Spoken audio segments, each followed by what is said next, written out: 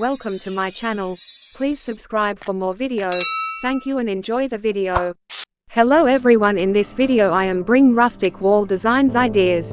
Its most basic definition, rustic describes a design that's natural, rough, aged, and casual, so there are many ways to make your room, living area, restaurant to make like rustic look.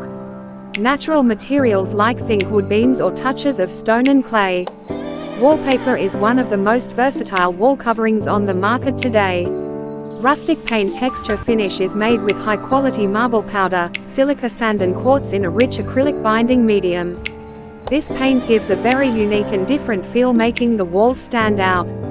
Rustic colors are simple in application yet elegant in style. There are many colors you can use, including muted greens, browns, and grays. You can create a beautiful and cohesive rustic color palette that ties your space together.